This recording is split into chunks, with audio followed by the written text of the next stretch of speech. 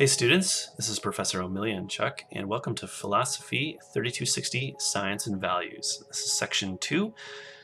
My last name is a Ukrainian, if you were wondering, and the best way to get a hold of me is through my email address, omelianchuk@gmail.com. I can promise you a prompt response between the hours of 7:30 and 4:30, Monday through Friday. But after 4:30, I do not promise a prompt response, and I don't promise a prompt response either on weekends. Okay, so just so you understand that, right? We meet online, so there is no place to meet me in office hours, okay? But you can contact me if you want to talk.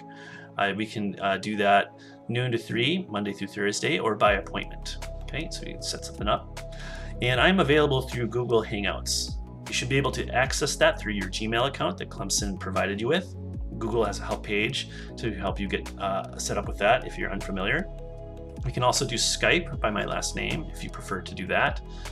I don't do FaceTime though through Apple. Okay, that's not something that I use. So I'm sorry if you're an Apple user, you will have to use Skype instead. Okay. No textbook for this course. We do PDFs only, right? And that's by design and also to save you some money. Okay.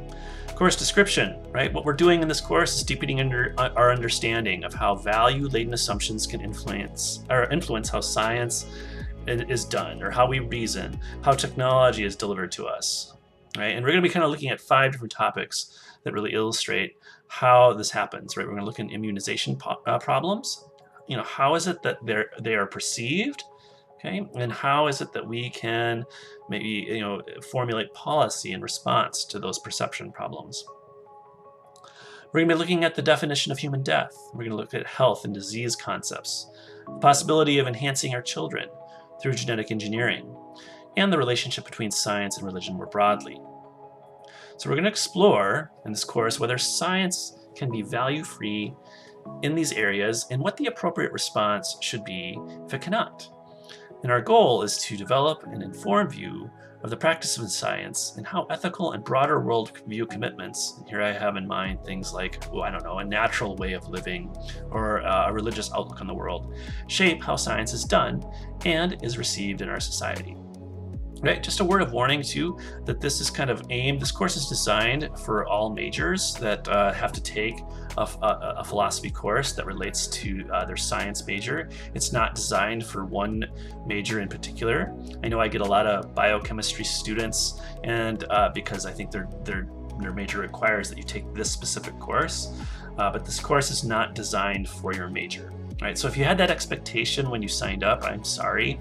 It casts a wide net, right, across the various disciplines that the university offers in science education, like psychology, right, or public policy, some of these issues. Even if you're not a science major at all, right, I mean, I've had different ones, religious studies majors, architecture majors, and I think this semester I have a linguistics major. So also it's open, of course. We get into issues of psychology, those kinds of things, right? So we try to take as broad a view as possible of what science is. Right? So just to kind of help you understand and what to expect about the design of the course here.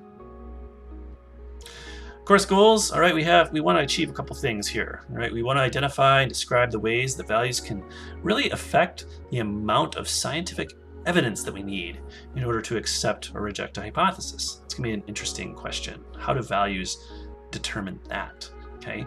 We're also going to look at how we can identify and describe different ethical theories, right, and worldview commitments that can influence how science is received, or how we reason, and how we formulate science-based policy. We're going to test and explore the boundaries of a value-free ideal of science and whether or not that's even possible. We're going to look at how values are involved with problems facing big policy issues like immunization and public education.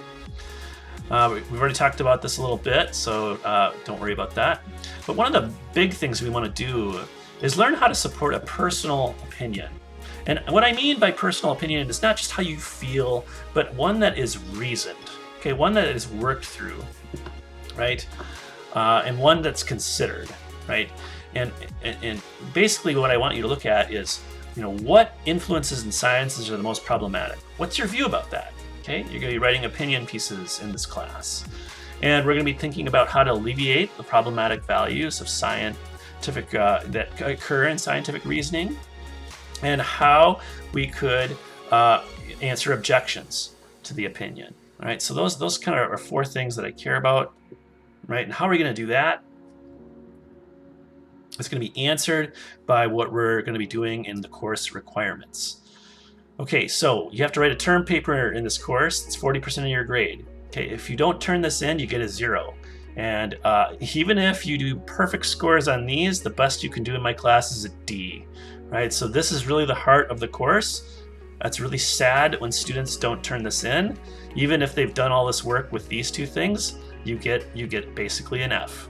Okay, that's basically how it goes, because very few people get perfect scores on this kind of stuff, right? There's a little bit of margin for error. I mean, I'm not a harsh grade or anything, but if you don't turn stuff in, I give you a 0. That's just the way it goes, okay? All right, now you have a lot of work to do in this class, right? You should probably expect about 20 hours a week. And the reason why is because we are on the summer mini C schedule, which only gives us 3 weeks to accomplish a lot of material that we want to cover in a college course, right? So, we have things due even on Tuesday on the 25th, and your term paper is due July 15th. Okay, so there's a lot of work we're going to be doing in the meantime.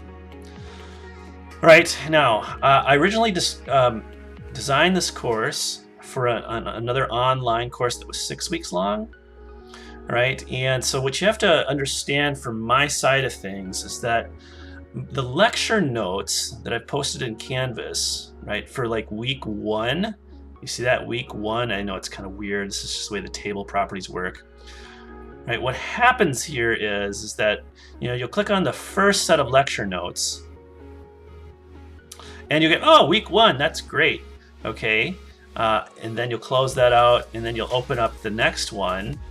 And you'll see that it says week 2, and you might be thinking, wait a second, isn't week 2 down here?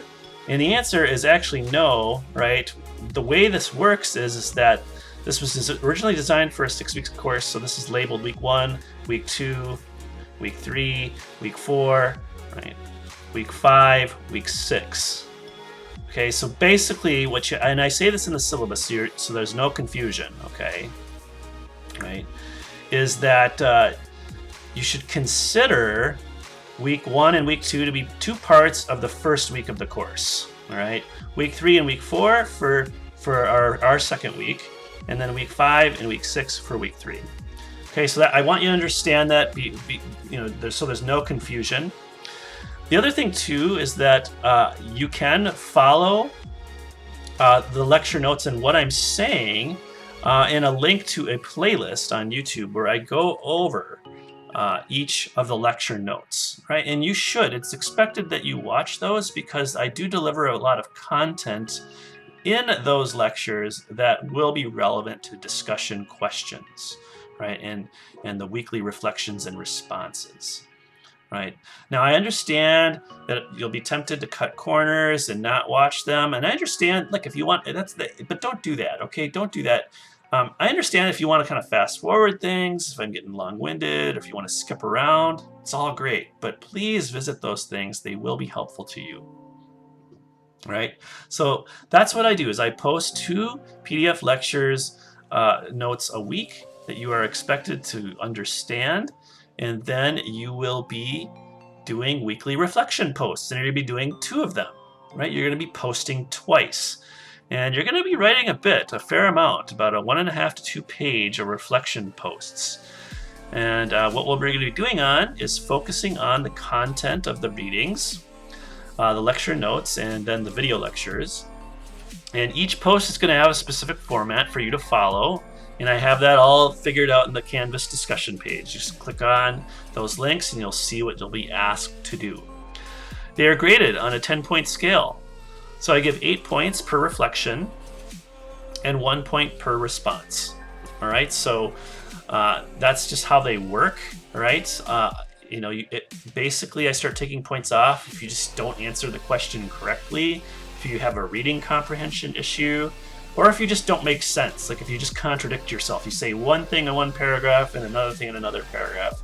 This happens, all right? That's when I kind of start taking out points. But usually I like to be kind of forgiving on these things because you're going to be talking to each other, and I want to give you an opportunity to kind of evaluate one another's thoughts, right? So I try to just give credit as much as possible, right? The response posts, right? You're required to respond to 2 other classmates' reflection posts for every reflection post. Let's put that. Response posts should be brief, right? About 200 words, half a page or so. And you need to engage substantively some aspect of your fellow students' posts. So you could actually post a counter argument. You can disagree, or you could give an alternative interpretation of the text that we're reading.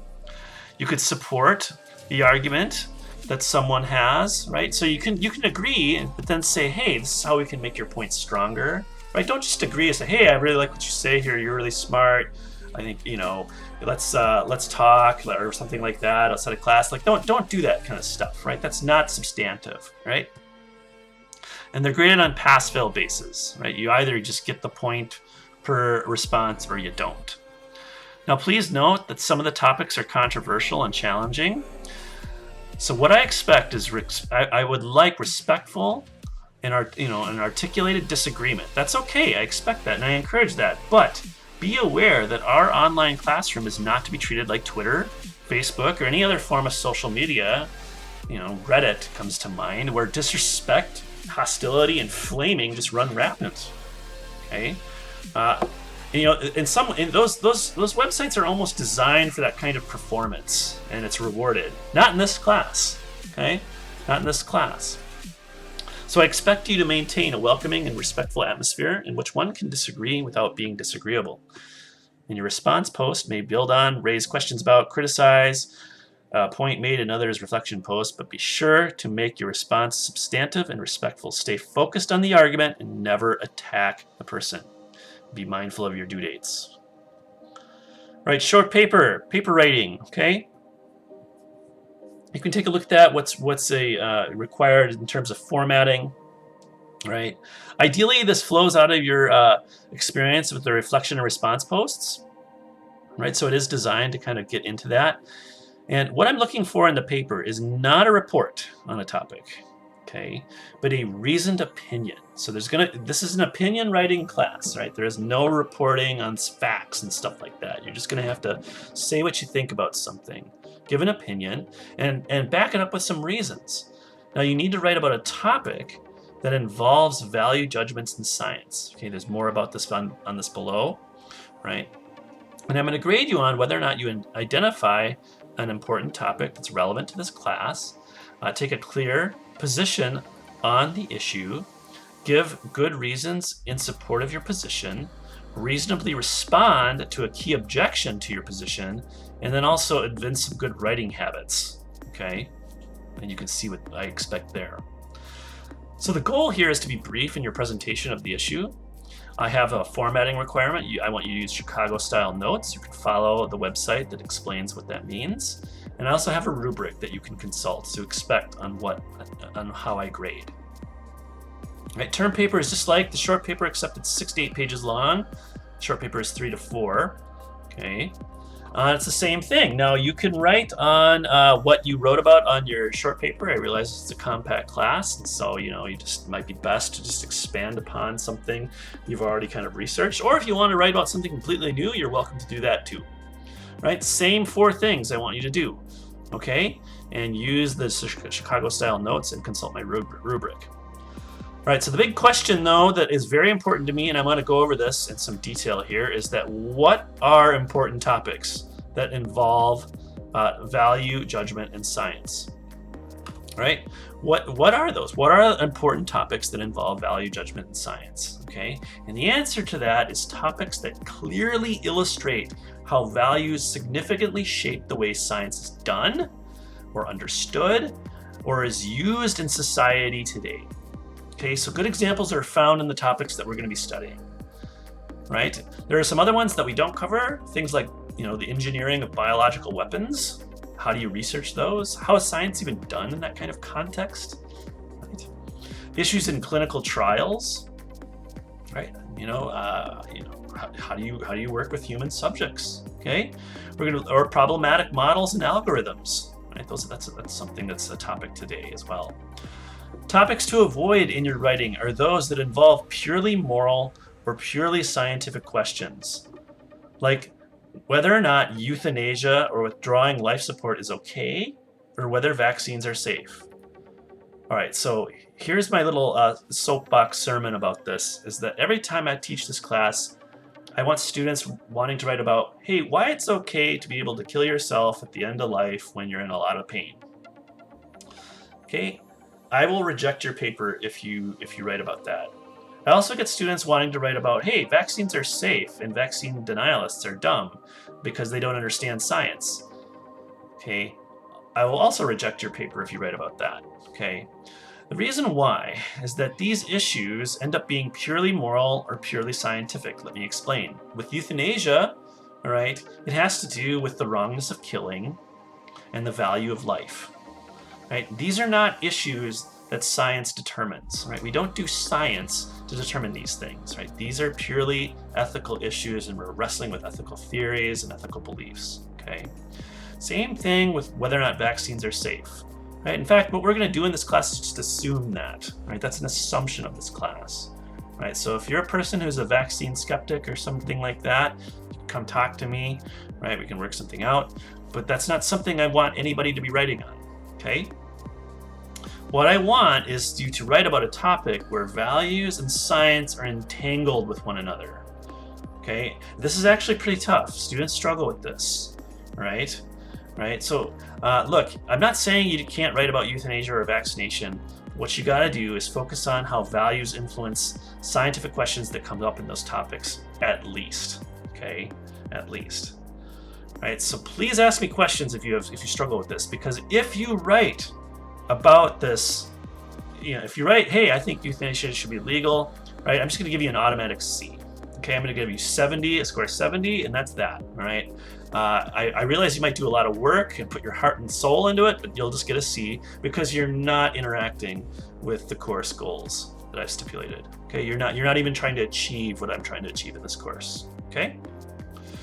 So all that is to say is the guidance from me is strongly recommended if you feel uncertain about what to write about. Okay, please ask, right? Because don't end up with a C. If you turn in a paper, it's too late, right? And so that's the big warning I issue in this class. All right. The other thing too is don't email me anything. Okay, I'll give you permission to email me something if you need to. All right, and there's reasons for that come up. Okay, there can be problems with technology and all this sort of thing. Maybe Canvas isn't working, all right? Also, understand late work is not accepted. You'll just receive a 0. That's all there is to it, okay? You got to just be on the ball here. You got to pay attention to your due dates. I don't see any reason why I should be, accommodate whenever you want to turn in your assignment. That's not how it works, right? You have to turn things in on time. Right, here's my grading scale. All right, that should be pretty straightforward.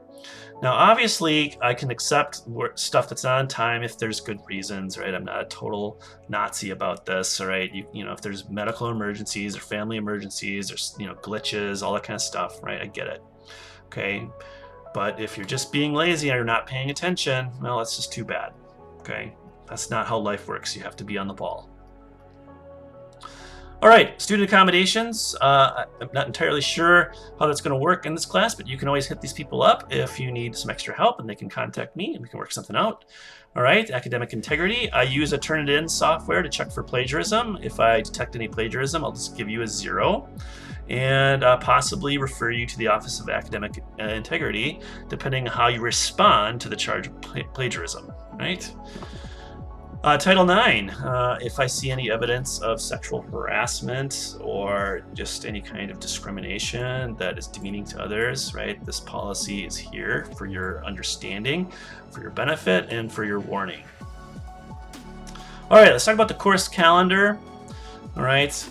So obviously, course syllabus, you need to understand that. That's got to be done at least by the first week. Otherwise, you won't have any idea what to do. And you have a lot to read. You have like 1, 2, 3, 4, 5, 6 papers to read.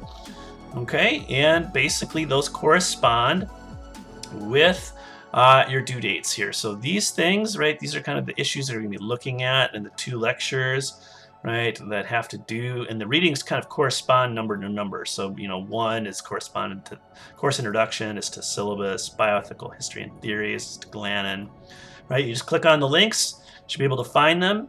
And basically, it's probably a good time to actually look at the Canvas page. All of this is on the Canvas page, right? You can find the lecture notes, follow the papers. All right, and you can go to the video playlist. Here it is.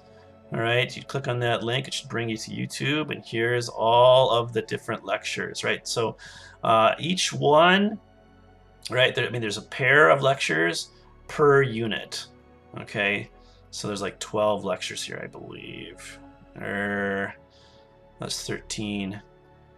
That's because I have short paper expectations. Right, so you can consult that video too if you want to know more about how I expect paper writing. Okay, okay, so we're gonna just kind of we're gonna basically look at what are some bioethical theories. What's going on? What are some of the moral theories that are at work? They'll give us kind of a framework, at least that helps us kind of understand how people make decisions. Right, we're going to be taking a look at whether or not scientific reasoning is value-laden.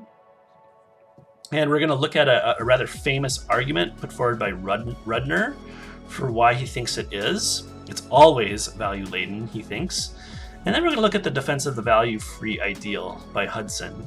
I put some page numbers in here because some of these papers get kind of long, and I only say, well, you don't have to read all of it, just read like the assigned pages. And you should read 2 through 12 as just being the PDF pages. So if you go to Hudson's page paper here, what I want you to do, it says 1 through 26, but just go 1 through 12. All right, that's what I mean by that. Okay, and so then we will get into immunization problems, and we're going to talk about problems of hesitancy. Right, there's a lot of parents who are hesitant. We're not going to get into whether or not vaccines cause autism or that kind of thing, but there are parents that are worried. Right, and it's kind of there's interesting reasons why. All right, and we'll take a look at some of those issues, right, about how risk is perceived. And then we'll get into the problems of fairness and liberty, right, and how public policy can respond to the liberty concerns that people who don't want to vaccinate, right, there's certain parental liberty interests there, but also balancing those interests with fairness to the overall population, and especially people who cannot be immunized because of medical reasons, right? Are we being fair to them? Okay, that's going to be a big issue. And we're also going to look at the problem of trust that I think is what is at the root of the problems with immunizations today. And there's problems with trust. People just don't trust medicine, right? And so we're going to talk about that a little bit. All right, we get into week 2. Then we have 2 other concepts here. We're going to get into defining death. All right, how does that get defined? You'll read a lengthy paper about the case of Jahi McMath, this poor teenager who was declared brain dead, but whose mother objected to the declaration on religious grounds and moved her to New Jersey, where she could be considered alive. Right? If you don't know, brain death means you're dead in all 50 states except New Jersey, right? Where you can choose. Now, it can be accepted as death, or you can reject it and then be declared dead on the cardiopulmonary criteria. And it's a very interesting case. It involves, how do we determine what death is? What is death? And then also how religious reasoning affects some of that stuff. We'll be looking at whether or not brain death really is a biological event, or whether brain death is a value-laden social construction. Okay? Then we'll get into health and disease concepts, and we'll get an overview. You have to read this paper by this joker here who introduces the topic to you, and we'll get into whether or not the concept of disease can be defined in a value neutral way, right? Making no reference to values, rather just to kind of biological issues. Or we'll take a look at why we might think that disease is value laden, and you'll have to read this rather comical paper called, let's look at it. Of course, it doesn't pop up right away. The Disease of Masturbation, right? By Tristan Engelhardt. That's kind of a classic, and hopefully you get a kick out of that, right? And he thinks that, it's all value laden. Then we'll get into genetic enhancement, right? This is always kind of a popular one among my genetic engineering students. And we'll think about the future and what kind of kids will be born and whether or not we should be enhancing our children. And so we'll get into a therapy versus enhancement distinction, right? Editing to heal is usually accepted if we, so long as it's safe. But editing to enhance, so you take a healthy body and you start kind of designing features of them, making stronger, smarter, better, whatever, and whether or not that's okay, right? And we'll look at an argument in favor of that and against, right? So Savulescu and Sandel are two famous authors who write about that. And then lastly, we will look at the topic of science and religion. And we're going to approach this basically from the Flashpoint controversy, at least that was very prominent in the early and mid 2000s, over teaching intelligent design in public schools. All right, so there'll be an argument in favor of that, and interestingly enough, it's given by an atheist named Thomas Nagel. I think you'll find that paper very interesting, and then we'll look at some people who criticize Nagel. I think he's all washed up. All right, so that's going to then complete the course, and I want you to notice here that the due dates are kind of funny. All right, so if we take a look at this, basically I kind of have things broken down by week. And Tuesday, the first day of the course, you're going to have something due, right? And then on Wednesday, you need to respond, right? Then on Thursday, you got to do the next reflection post. And then Friday, you got to respond, okay? Now, week 2 is different, okay? Because you'll be doing your reflection on Monday, and then you'll be getting that in on Tuesday, the responses. And then you'll do the reflection on Wednesday, but then the responses are going to be due on Friday because of the 4th of July holiday. And that is also when your paper is due, is on Friday of that week. Okay, your short paper. Then in week 3, right, it's back to Tuesday, all right? You get things done on Tuesday and then respond by Wednesday. And then here we are on Thursday, you post, and then on Friday, you respond, and then your term paper is due Monday, right? That's the final exam day, basically, of the course calendar for Summer Mini C 2019. All right, so I know that was a lot of information. I don't know if you watched all of this. I try to get these things done in about a half an hour. Okay, so if you have questions, if you want to talk to me, hit me up over email. Another thing about the course page here is that I do reserve a little section called lecture Q&A, where you can post any kind of question of me. I'll try to respond to that. People don't tend to use that, but it is there for your benefit. And also, just by way of navigation, here's the 6 reflections. All right, if you click on assignments too, you get, I think the papers come up. Oh, everything comes up. Look at that. All right, so that is that is the introduction to the course. All right, so let me know if I missed anything.